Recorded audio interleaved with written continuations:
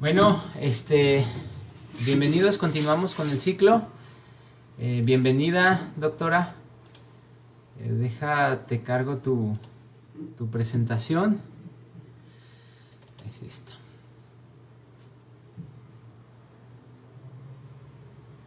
Y ahorita hacemos una breve presentación de la doctora Mabel.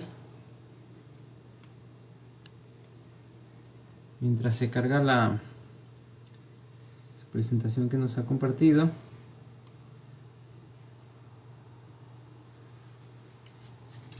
Ay, perdón, pero le estamos aquí aprendiendo. Nos cambió la vida muy pronto. Y de golpe. Vamos haciendo la presentación de la doctora, si gustan. La doctora Mabel Aro Peralta es originaria de Aguascalientes, egresada de la Universidad Autónoma de Aguascalientes, maestra en literatura en lengua castellana, escrita por mujeres, y doctora en estudios de género y de las mujeres por la Universidad de Sevilla, España, donde obtuvo la máxima calificación cum laude. Con su tesis Escritoras y Escrituras Revolucionarias. Fue becaria de la Agencia Española de Cooperación Internacional del Programa de Estudios de Género de la Universidad Nacional Autónoma de México y es integrante de la Comunidad de Filosofía de las Mujeres Diotima de la Universidad de Verona, Italia. Ha impartido conferencias en los congresos del Estado de Jalisco y Aguascalientes, en la Universidad Nacional Autónoma de México, en Guadalajara y en la Universidad de Guanajuato. En el año 2013 fue elegida por el Congreso del Estado como consejera del Instituto de Aguascalientes de las Mujeres y participó en el 2015 como coordinadora para el adelanto político de las mujeres de la Comisión de Género del Senado de la República. Ella menciona siempre que el trabajo más importante que realiza es con las mujeres de Aguascalientes y a través de su Asociación Iberoamericana para el Desarrollo de la Igualdad de Género, organismo que actualmente ella es presidenta. Y que pues además de agradecerte tu participación, pues estuviste colaborando con nosotros, ¿no? en este evento. Entonces se está cargando tu presentación. Ya la está convirtiendo. Esperamos un momento. Si gustas o si quieres ir empezando, adelante. De acuerdo. Saludos para todas y para todos hasta el norte del país. Por supuesto, al doctor Mauricio Vargas, agradecerle la invitación a este ciclo de conferencias. Enhorabuena por reunir a tantos especialistas, a personas que están tanto en la práctica como en la construcción pues, teórica, cotidiana de pues, las diferentes perspectivas del derecho, de los derechos humanos, de pues la aplicación también y uso al final de las normas, de las leyes, de los marcos legales nacionales e internacionales, y pues felicitar a la Universidad Autónoma de Baja California, que para mí pues es un placer, de verdad es un honor estar con todas y todos ustedes. Espero me escuchen bien.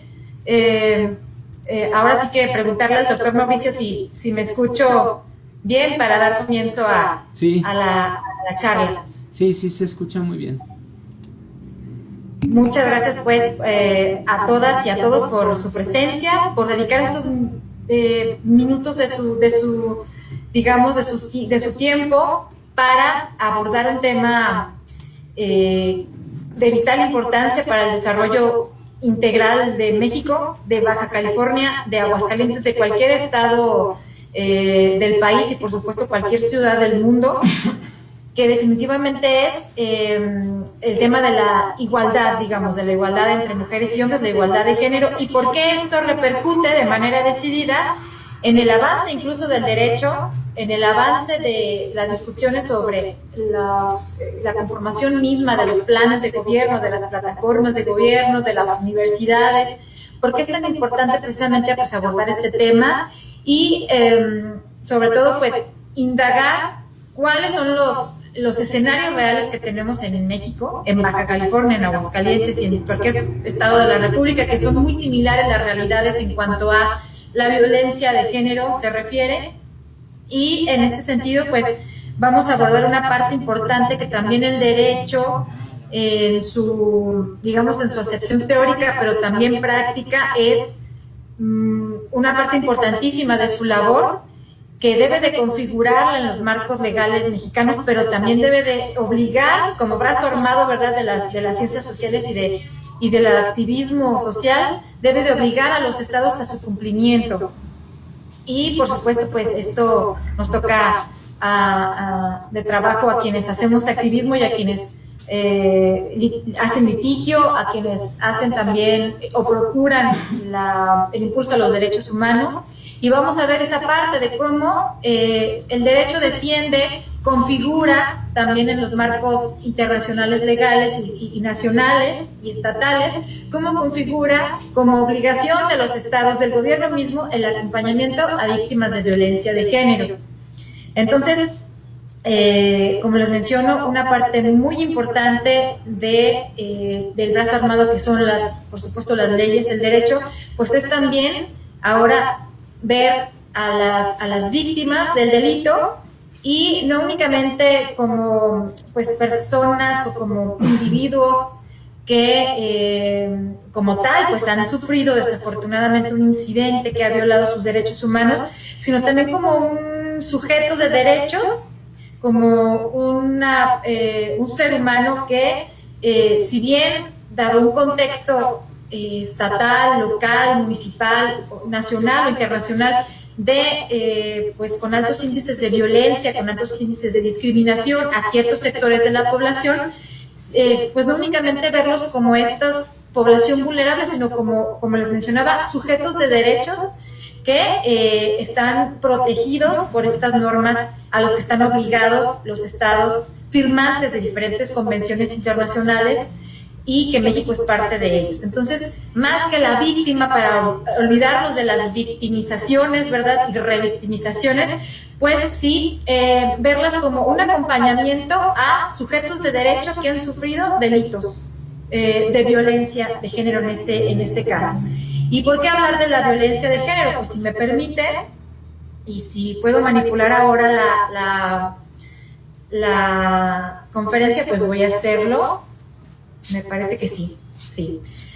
Vamos a hablar de los antecedentes y del por qué debemos de hablar precisamente, o por qué para mí de mi interés, para muchas personas, para las que están aquí presentes, espero que también para el derecho mismo, porque es importante hablar constantemente de la realidad de la violencia en nuestro país.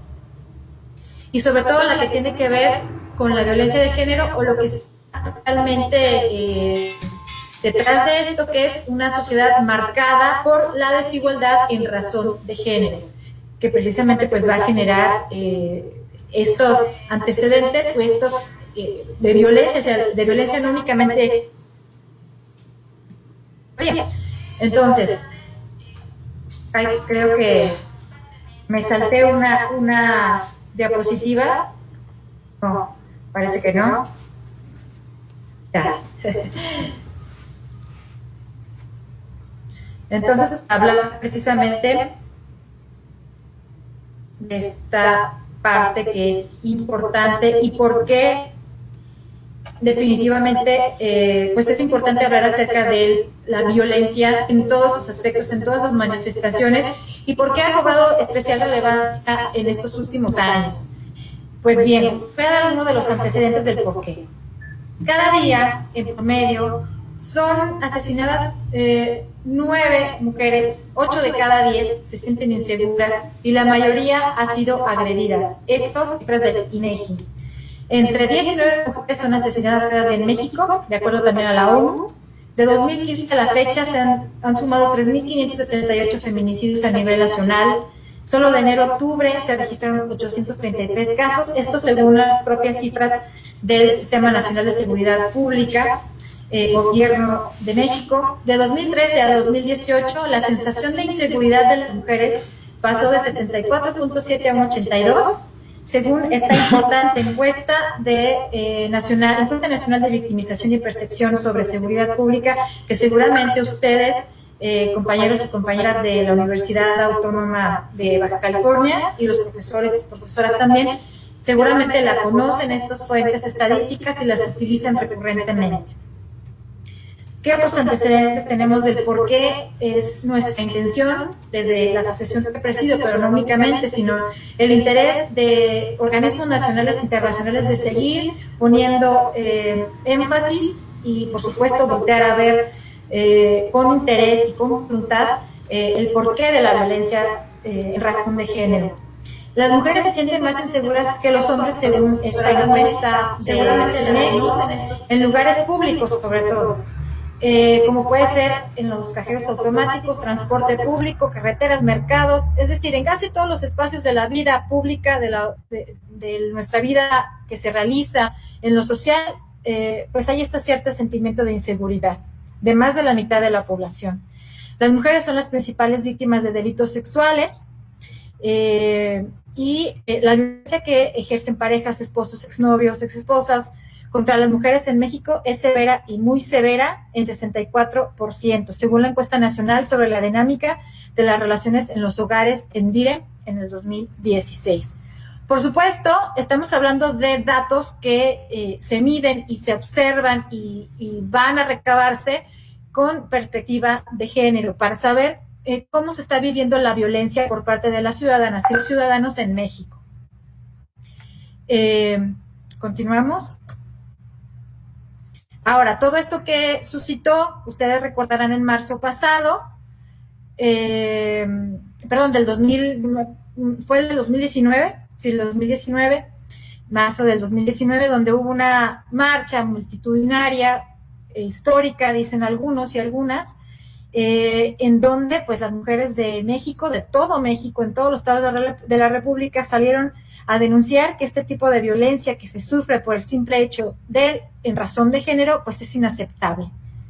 Y además de que es inaceptable, es un obstáculo enorme para alcanzar el pleno desarrollo de todos los países del mundo, por supuesto de México.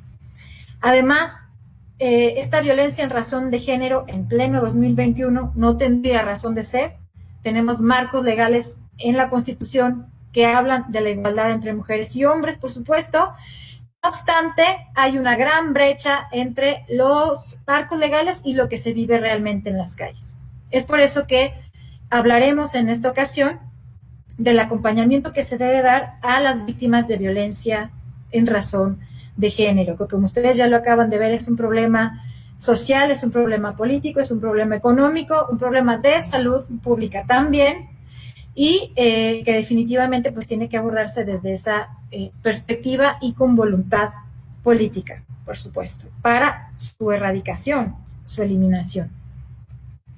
Bien, ahora, ¿qué marcos legales internacionales y nacionales hay para el acompañamiento a víctimas de violencia en razón de género? El artículo primero constitucional menciona la obligación de que todas las autoridades en el ámbito de sus respectivas competencias en los 3 niveles de gobierno tienen el deber de promover, proteger, respetar, garantizar los derechos humanos en todo el territorio nacional. Por tanto, hay para este efecto, hay pues marcos internacionales sobre los que descansan estas propuestas, estos derechos, que es la Convención sobre la Eliminación de todas las formas de discriminación contra la mujer, por sus siglas en inglés, ustedes la conocen, CEDAW, y la Convención Interamericana para Prevenir, Sancionar y Erradicar la Violencia contra las Mujeres, Belém do Pará, que básicamente estas dos convenciones a nivel mundial son los documentos básicos para poder alcanzar precisamente a realizar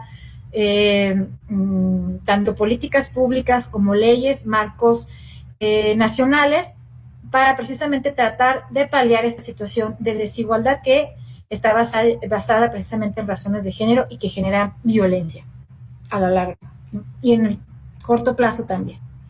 Por tanto, me parece que para las personas que estén precisamente en este camino de la atención integral a víctimas de violencia en razón de género, estos dos marcos, conjuntamente con la Constitución mexicana, por supuesto, son los máximos, digamos, marcos a los que podemos alegar en la defensa de este acompañamiento de las víctimas de violencia de género. A continuación, quiero decirles que México, como ustedes, algunos de ustedes algunos y algunas de ustedes tendrán conocimiento, hay recomendaciones que han hecho organismos internacionales a México porque no ha cumplido al 100% con esta obligación de proteger al país en general, a la población en general de la violencia, sobre todo la que se vive y se manifiesta en razón de género. Y estos organismos internacionales han dado recomendaciones a manera de sanciones al gobierno mexicano, sobre todo en el año 2012, para que pueda hacer frente a estos altos índices de violencia, de desigualdad, de discriminación que vive la población, sobre todo las mujeres, como ya lo hemos visto estadísticamente. Entonces, en este contexto de obligaciones internacionales que debe de cumplir México, el Comité para la Eliminación de la Discriminación contra la Mujer, en sus observaciones finales para México, en 2012, estableció varias recomendaciones para poder eliminar la violencia, sobre todo en su población, sobre todo la que tiene que ver con género. Uno es revisar los mecanismos que tienen los operadores de justicia, el propio sistema judicial, el Poder Judicial, para hacer frente a la violencia con miras a simplificar los procesos y que sean muy cortos, mejoren la coordinación entre las dependencias cargadas de partición de justicia y fortalecer su capacidad en los planos federal, estatal y municipal. Acelerar las órdenes de protección a quienes lo soliciten, adoptar medidas para que las denuncias de los casos de violencia no sufran revictimización, por ejemplo, asegurar en este sentido el acceso a la justicia de las mujeres, que en su mayoría son quienes, como ya los vimos en las estadísticas, quienes sufren la violencia en razón de género, por supuesto, y adoptar medidas para mejorar los servicios de apoyo para las mujeres y las niñas. Estas recomendaciones dio el Comité para la Eliminación de la Discriminación contra las mujeres, dada la situación que viven las mujeres en México. Además, ustedes recordarán el caso González y otras, o mejor conocido como el caso del campo algodonero contra México, que se dio el 16 de noviembre del 2009. Aunque desde 1993, mujeres en Ciudad Juárez, en la ciudad fronteriza de Juárez, aparecieron en campos algodoneros sus restos, desafortunadamente. Tal era la cantidad de mujeres que se encontraron en esa ocasión que pues se levantó precisamente este caso, que fue contra México y lo llevó la Corte Interamericana de Derechos Humanos. A partir de este caso, y que fue sancionado de alguna manera y se recomendó al Estado mexicano por la ineficacia, la falta de elementos, tanto como operador de justicia, como Estado mexicano, con todos sus recursos y con todas las instituciones que tiene, pues lo declararon que no era apto, que básicamente no cumplió con el deber de dar seguridad a la vida de las mujeres. Por tanto, fue de alguna manera conminado, exhortado obligatoriamente a hacer acciones inmediatas para eliminar la violencia hacia su población, sobre todo hacia las mujeres, para asegurar que existiera justicia sobre todo. Y entonces, una de las cosas muy importantes que esta decisión del caso del campo algodonero contra México, contra el Estado mexicano, una de las cosas muy importantes que invitó a hacer es elaborar protocolos, manuales, criterios ministeriales de investigación, servicios periciales y de impartición de justicia. Y hacia allá vamos precisamente. Esto fue como el parteaguas de que ahora en todos los organismos, tanto de la sociedad civil como en el que trabajo yo, como en los operadores de justicia, existan protocolos obligatorios de atención y de acompañamiento a las mujeres víctimas de violencia o a las personas que hayan sufrido violencia de género. Por supuesto, también para aplicar esta cuestión. Entonces, se obligó al Estado a tener en un plazo razonable, que se den precisamente estos procesos judiciales bajo los debidos procesos, y que existiera, además, pues más facilidad de acceso de las mujeres a la justicia. En este sentido, la Corte Interamericana, a partir de ese momento, empezó a diseñar varios marcos legales muy interesantes. Por ejemplo, estableció tipos de daño por violación a los derechos humanos y sus formas de reparación del daño. Esto es muy importante, la reparación del daño a personas víctimas del delito. Ley sobre celebración de tratados, Ley Federal de Responsabilidad Patrimonial del Estado, reforma constitucional en materia de derechos humanos y la Ley General de Víctimas. Como ustedes pueden ver, pues a partir de que ciudadanos que han sido víctimas del delito, desafortunadamente, a lo mejor alguno de los más fuertes, que es el feminicidio, a partir de esto y solamente hasta que pasa esto, es decir, hay que poner atención a las acciones de prevención, ¿no? No llegar desafortunadamente a perder la vida de las mujeres.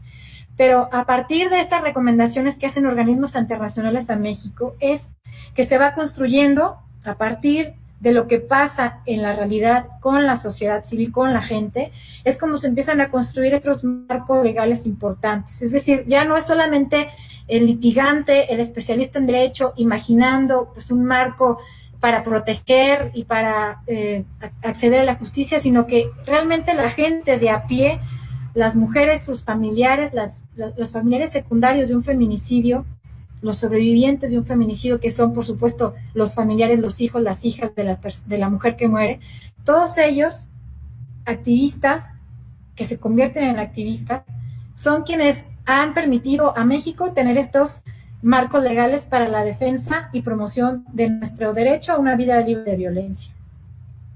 Continúo. Por aquí tenemos una fotografía de los campos, del campo algodonero. Ustedes pueden verla, por ahí se las comparto. Y las cruces representativas simbólicas de las mujeres encontradas en estos, de los cuerpos de mujeres, de las mujeres encontradas, de mujeres con nombre propio, ¿verdad? Con familias, con historias que han sido encontradas en los campos algodoneros de Ciudad Juárez. Y ese es uno de los casos, pero en todo México, bueno, basta ver las alertas de género que hay en varios estados de la República, ¿no? Diciendo precisamente esta alerta de género nos indica en esa ciudad, en ese municipio, en ese estado, hay un alto grado de violencia que además vive la mayoría de su población, que son las mujeres, y que no se ha podido eliminarla o reducirla. ¿Sí? Bien, en el ámbito local, y me refiero ahora a Baja California porque es para quien estoy compartiendo esta plática, esta conferencia, por supuesto, para la Universidad Autónoma. En el ámbito local, ¿qué existe? ¿Cuál es el marco legal? Ley Federal para prevenir y eliminar la discriminación, Ley General para la igualdad entre mujeres y hombres, Ley General de acceso de las mujeres a una vida libre de violencia para el estado de Baja California, Ley General de Víctimas para el estado de Baja California, y existe el Centro de Atención Integral en el estado de Baja California, CEAF, para víctimas de violencia, que atiende a personas víctimas de delitos federales y violaciones a derechos humanos. Espero que podamos ubicarlas donde están ahí en Baja California.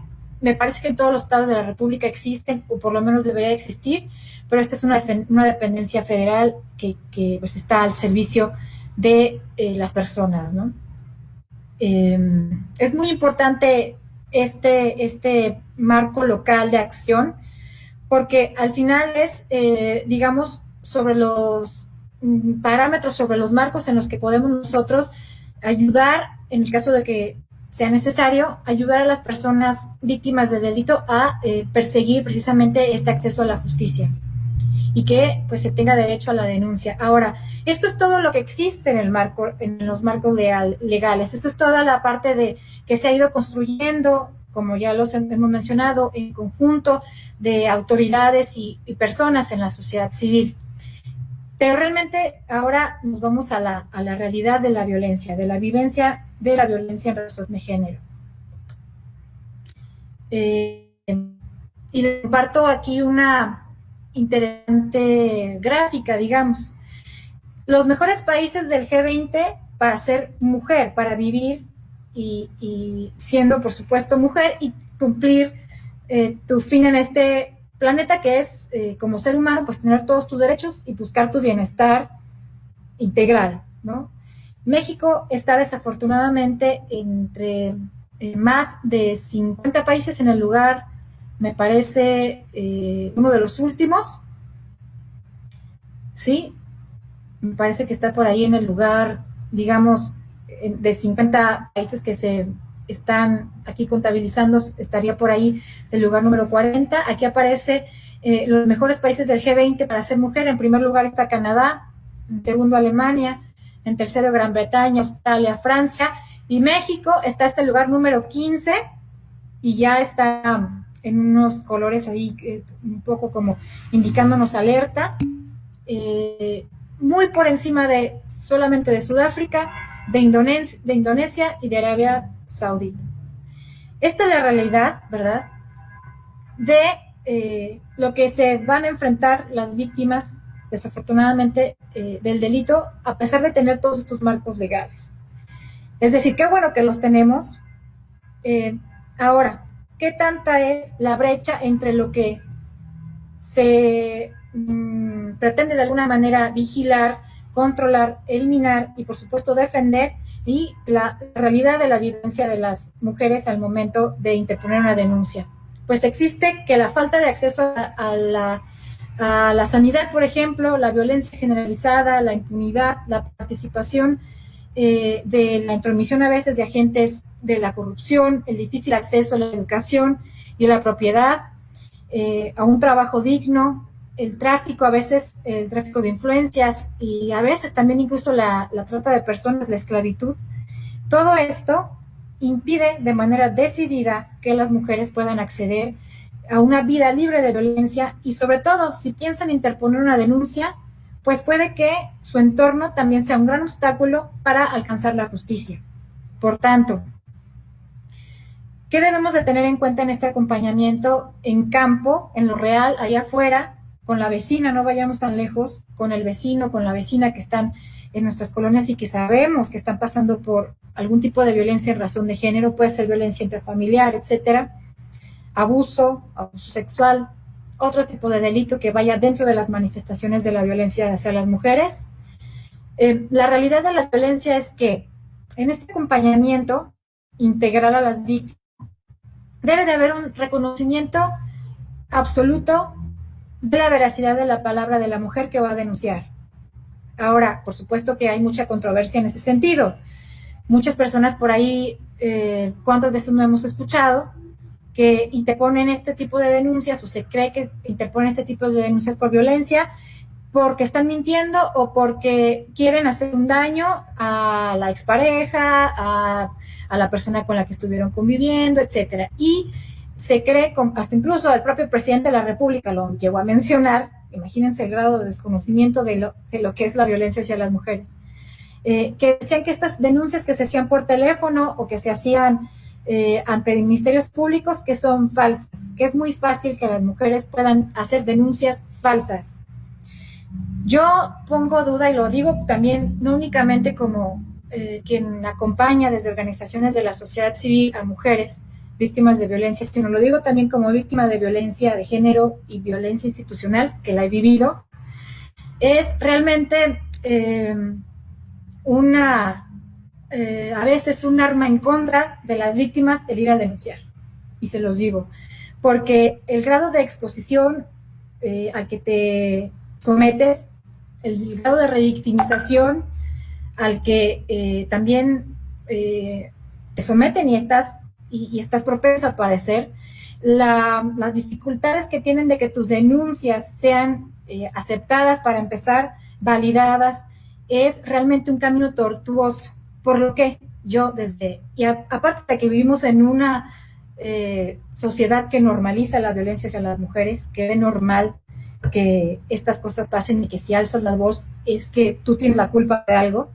Entonces, todo este ambiente que va en contra precisamente de quien ha vivido el delito, realmente yo pongo muy en duda que alguna mujer, digo, lo debe haber, pero yo no lo creo, que le convenga precisamente hacer una denuncia falsa, porque el camino tortuoso que debes tú de pasar como víctima del delito, realmente no creo que nadie quiera pasarlo, nadie.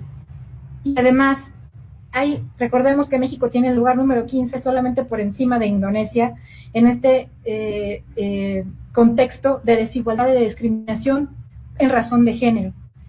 Por lo que una denuncia de cualquier mujer en primera instancia, si nos queremos abocar precisamente a eliminar y a tratar con seriedad la eliminación de la violencia hacia las mujeres, en primera instancia tenemos que reconocer la veracidad de la palabra de la mujer que está denunciando, que se atreve a luchar contra corriente y interponer una denuncia por violencia de cualquier índole, que sea en razón de género. Segundo, respeto a la decisión y dignidad de la mujer, absolutamente. Esto es lo que practicamos incluso en nuestra organización. Derecho a la no revictimización institucional, ni mediática, ni de parte de jueces, policías, abogados, ministerios públicos, es decir, no a la revictimización. Se tiene derecho a la confidencialidad de la información que se brinda y que se está dejando en esta instancia de justicia. Derecho a la no discriminación. ¿Cuántas veces hemos escuchado? Pues es que algo habrá hecho para que haya sido víctima de violencia. Pues sí, seguramente tiene algo mal en esta persona o tiene pues por ahí un historial extraño. O sea, derecho a la no discriminación. Cualquier persona puede ser víctima del delito en este país donde hay un alto contexto de violencia normalizada y de discriminación. Y también derecho al acompañamiento interinstitucional, al debido proceso y sobre todo a la reparación del daño. Y quien haya hecho el daño, las instituciones, los medios de comunicación que participan en la revictimización de una persona que haya denunciado violencia por razones de género, también son gentes que están participando en delitos, sin duda alguna, y deben de ser sometidos ante las autoridades. Incluso pueden ser los propios magistrados, jueces, presidentes de tribunales, etcétera. Bien, esta es la diapositiva de los países del G20. Ya hay que ir comprando nuestro boleto para irnos a Canadá o a Alemania o a Gran Bretaña, dado que en México no hay, al parecer, esta voluntad de que pues subamos en estas cifras, ¿no? O que desaparezcan las cifras. Bien. Ahora, ¿cuáles son los principales obstáculos a los que nos hemos enfrentado como organización de la sociedad civil para ayudar a las mujeres que nos solicitan el apoyo cuando son víctimas de violencia? Pues en primera instancia, que no confían en los servidores públicos, ni en los operadores de justicia y en la política en general, ¿no?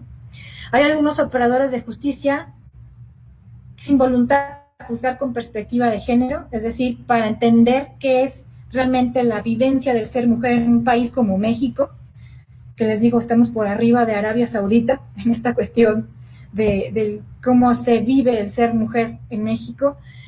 Hay, en este sentido, pues todavía mucho machismo al interior de estas dependencias, hay omisión por lo mismo, hay corrupción por lo mismo, y pues también se practican las afinidades políticas. Ahora, si la víctima no denuncia, se queda callada por temor a represalias, por temor a perder su trabajo, por temor a perder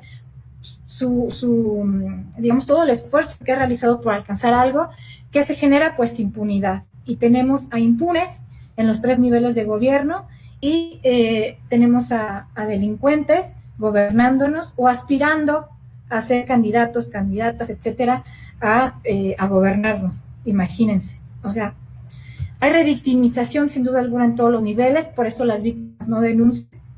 Y las condiciones socioeconómicas de las víctimas a veces también impiden en gran medida que sigan adelante con sus procesos judiciales. O sea, hay que decirlo, acceder a la justicia a veces es muy costoso en México.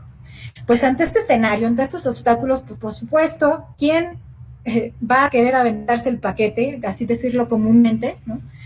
Pero entonces, estos marcos internacionales, les mencionaba, estos marcos legales que tiene México, se quedan muy lejos de la realidad que es ir a denunciar que tú estás viviendo violencia en razón de género. O sea, y yo las mujeres me lo han dicho, les he comentado a quienes atendemos, o sea, las entiendo perfectamente de que en este momento quieran olvidarse del asunto, no quieran hablar más y no quieran entablar porque nos estamos enfrentando a todo un sistema que pone en duda que exista siquiera la discriminación y la violencia en razón de género, violencia hacia las mujeres. Pero no podemos quedarnos con la omisión, tampoco ser cómplices con el silencio y no continuar con estos procesos contra de quien sea. Pero ¿qué acciones a favor hay? O sea, hay un panorama lleno de obstáculos, pero ¿qué acciones a favor hay para el acompañamiento a mujeres víctimas de violencia? Pues que existen redes de apoyo durante este proceso que puedan estar pasando. Hay redes de apoyo y yo les recomiendo que si van a acompañar precisamente a una víctima de violencia en razón de género, a una mujer víctima de violencia de género, pues la acerquen precisamente a redes de apoyo o construyan una. Hay organizaciones de la sociedad civil, hay asociaciones, fundaciones que pueden precisamente acompañarla y seguir este protocolo, ¿no? Que está establecido además en casi todas las dependencias y organismos de acceso a la justicia. No hay un protocolo para acceder y dar acompañamiento integral a las víctimas de violencia. Ahora, ¿a qué tienen derecho? Acompañamiento psicológico, jurídico y también de empoderamiento, porque para atravesar todo este proceso necesitas redes de apoyo y necesitas encontrar nuevamente empoderamiento ciudadano. ¿Qué es el empoderamiento ciudadano de las mujeres? Pues saber que puedes pasar de un estado de subordinación y de violación de tus derechos a un estado de ser sujeto activo que persigue y defiende sus derechos. Esto se lo tienen que hacer saber a las víctimas absolutamente, o a las personas que se acercan a ustedes como abogados, como abogadas. Esta vivencia sí de lo que les pasó como víctimas, pero también acción activa de sentirse sujetos de derechos y que van a perseguir, que les resarcirles un daño que les ha hecho tanto la persona que cometió el delito como, en su caso, instituciones o incluso medios de comunicación que las han revictimizado. Ahora, nosotros cuando no hemos encontrado, hablo desde la sociedad civil, cuando no hemos encontrado respuesta a una demanda ciudadana, pues hemos tenido que acceder a los medios de comunicación. ¿Esto qué hace? Pues ejerce presión decididamente y ejerce presión, señala a quienes están siendo omisos, señala a los que cometieron delitos, y esto de ninguna manera va a acabar o pretende de ninguna manera digamos, hacer controversia contra alguna persona. Las personas que hacen controversia contra sí mismos son quienes cometen delitos, ¿sí? Entonces, en ningún momento hablar para la defensa de una persona es hacer controversia de algo, me parece.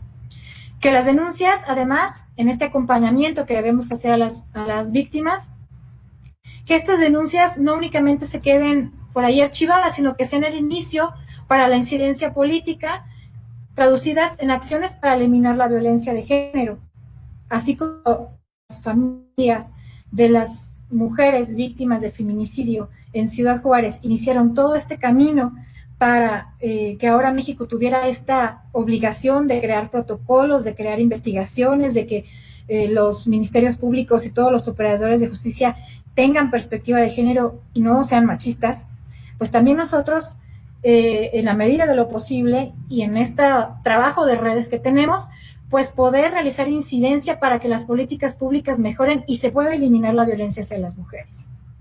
Eso es muy importante, que no únicamente queda nuestra denuncia allí, sino que en la medida de lo posible y dentro de nuestras facultades podamos hacer más incidencia para que no exista y no se repita la violencia que nosotras sufrimos, que no se repita nuevamente, ni a nuestras hijas, ni a las generaciones que vienen.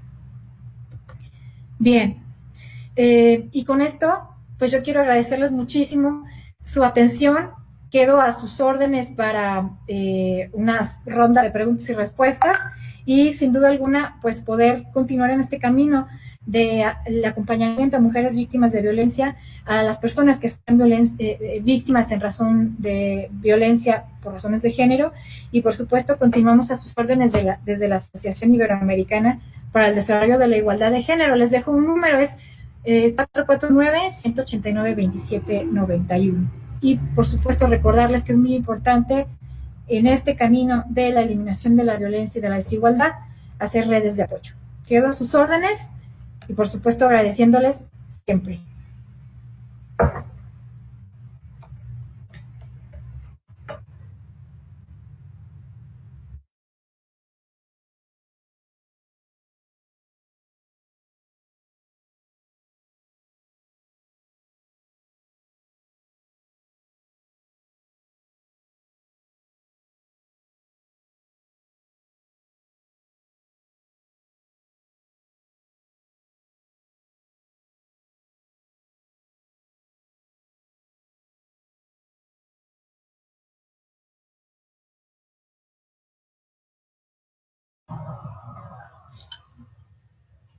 ¿Puedo tomar la palabra? Sí, es un tema muy interesante. Aquí tenemos, pues, en el mes de marzo, por lo general, tenemos foros de reflexión en torno a la igualdad de género. Sin embargo, un poquito una pregunta que hice en la conferencia anterior. Eh, Hay cuestiones culturales en las que las mujeres sentimos que estamos, que somos plenas porque participamos en todos los espacios. Sin embargo, a veces no podemos nosotros distinguir a cuestiones a lo mejor de violencia intrafamiliar, porque ha sido costumbre a lo mejor que nos gritemos, ha sido costumbre a lo mejor que nos comportemos de alguna forma. Conforme nos vamos educando, vamos atendiendo la información, cambia nuestra manera de pensar. Pero, ¿cómo tendríamos que manejar los académicos? Aclaro, no soy abogada. Por ejemplo, desde el punto de vista sociológico, cómo abordar el tema con las estudiantes para que reflexionen y rompan los círculos en los que se han desenvuelto y donde ellas apenas, maestras y maestros y todo lo demás, para romper cadenas de vicios culturales que no nos permiten ver características de violencia de género cuando las estamos viviendo plenamente. Gracias.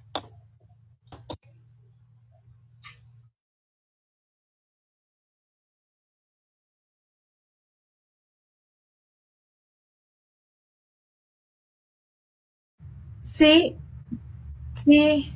Ahora sí, creo que ya me escuchan, ¿verdad? Gracias, Talaya. Es una muy buena pregunta.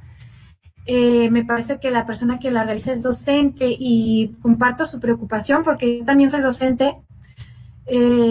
Trato de manera decidida, pues en las oportunidades que tengo, hablarles a las alumnas, a los alumnos en general. Este tema nos incumbe a todos.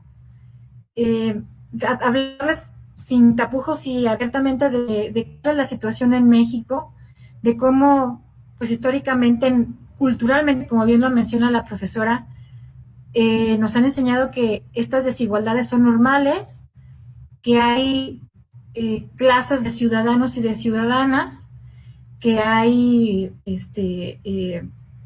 pues esta normalización de considerar a, pues, a las mujeres, a las niñas como sujetos de segunda clase, ¿no? Y definitivamente muchas personas me dicen, yo creo que exageras porque hay mucho avance en estos temas, ya las mujeres han alcanzado grandes esferas públicas, políticas, económicas, pero también les respondo a veces que yo también soy parte de la sociedad civil y veo cotidianamente, atiendo cotidianamente a mujeres que aunque sean magistradas incluso, sean políticas, hasta las amas de casa y a madres solteras de las poblaciones más vulnerables, la violencia es la misma que se vive hace siglos.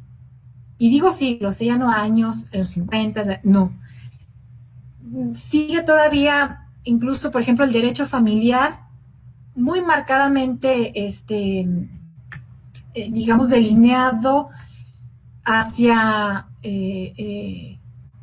digamos, de alguna manera pensada, sin duda alguna, en conceptos de familia, de convivencia, de un prototipo de cómo se debe educar a los hijos, de cuidados, muy definidos de manera conservadora y muy apegados al ámbito de lo religioso, con todo respeto, para las personas que de cualquier ámbito, de cualquier práctica religiosa, ¿no?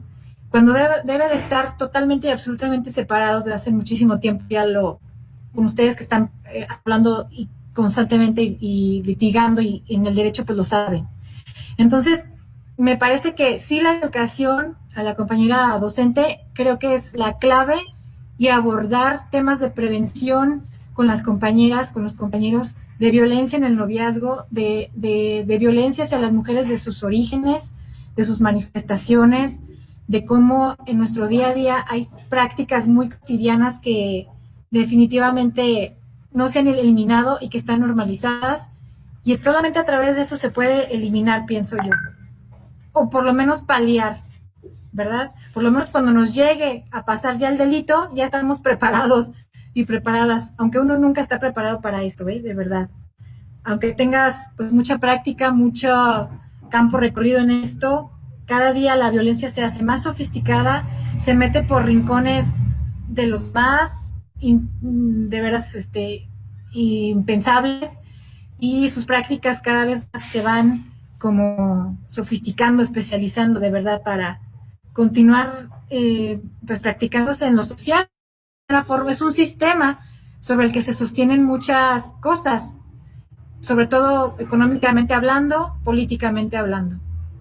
Y creo que por ahí va el tema, sobre la opresión de la mayoría de la sociedad. Todavía se sigue construyendo un sistema económico y político que se sustenta con esta desigualdad, ¿no? Entonces, de ahí su dificultad de erradicación, pero también nuestro compromiso en seguirlo combatiendo, ¿no?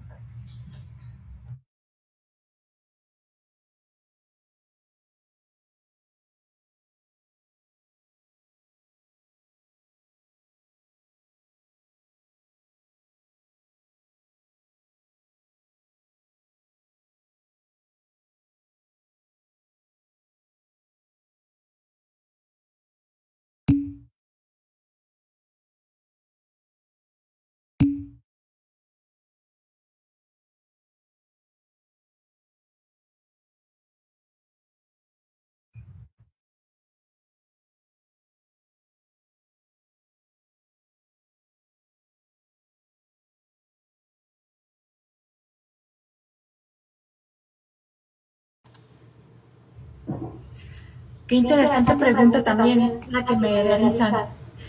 Gracias también por aquí el comentario del compañero Norberto, gracias. ¿Cuál sería el primer paso? ¿Qué pregunta más buena y más difícil a la vez? El primer paso para la igualdad de género es asumirse uno, bueno, a mi forma de ver, por supuesto, asumirse uno y asumirse una como sujeto de derechos, como persona, y que por ese simple hecho, que bueno, que parece tan simple, por ese hecho debemos y tenemos el acceso a la justicia, el acceso a igualdad de oportunidades en todo ámbito social, económico, político, educativo, y asumirlo nosotros como personas, como sujetos de derecho, pues me parece que vamos a poder a las demás y a los demás que nos rodean enseñarles lo mismo.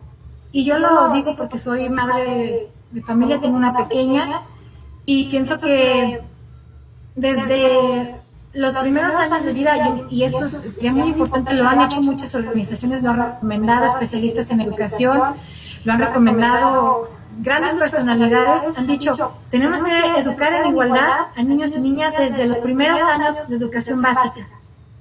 Solamente así vamos a poder acabar con esta violencia que se inculca desde pequeños, ¿no? Y cómo a través de la desigualdad, y más específicamente la desigualdad de géneros. Entonces, yo coincido absolutamente con ellos, coincido con, por ejemplo, Salvador Camacho Sandoval, que es un doctor de la Universidad Autónoma de Aguascalientes, especialista en educación, que ha dicho que hay que eliminar las barreras educativas, razones de género. Educar como seres humanos del siglo XXI a niñas y niños, y por supuesto eliminar lo más posible la violencia para remediar o para actuar en nuestro día a día, para resolver cosas, o para sentirnos superiores, o para controlar, o para oprimir. Me parece que esa sería mi forma de ver, y comparto la opinión de los especialistas en el tema.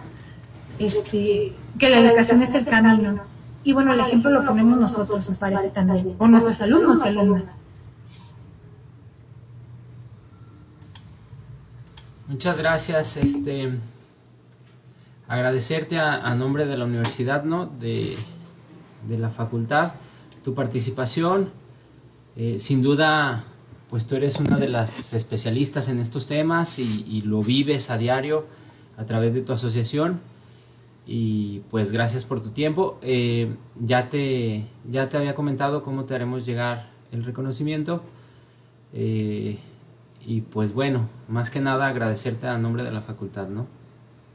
No sé si alguien tenga algún comentario. Muchas gracias, doctora. Ay, otra vez el micrófono. No, hombre, gracias a ustedes, doctor Mauricio, muchas gracias. Un saludo hasta el norte del país.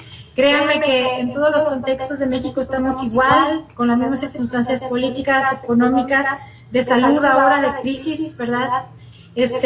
Y sobre todo en la crisis que tiene que ver con estos tipos de manifestaciones de desigualdad. Así es que estamos para apoyarnos y a sus órdenes siempre, para contribuir todos en conjunto a cada día pues eliminar este tipo de barreras hacia nuestro máximo desarrollo como seres humanos.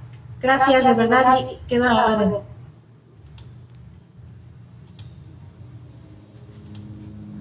Pues gracias, doctora. Gracias a todos los que asistieron aquí a esta reunión. Mañana los esperamos, me parece que a las 5. Les estaré enviando el link. Y a través de la plataforma de Facebook. No hay preguntas, pero a los participantes también. Muchas gracias. Mañana continuamos.